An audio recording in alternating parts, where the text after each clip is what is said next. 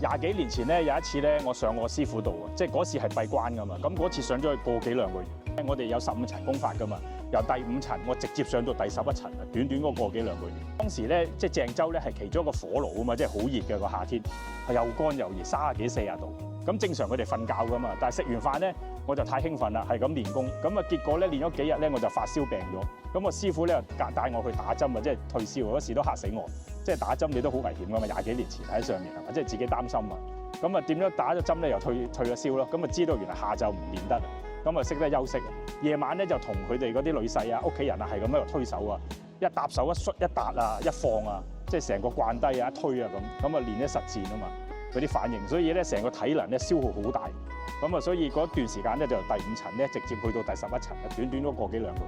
咁仲有筆錄咗好多手記啦，即係問我師傅嗰啲功法啦，我慢慢寫翻低啊，有好多經驗啊喺裏面啊，所以當時咧都成20幾年前，係一個好重要嘅回憶。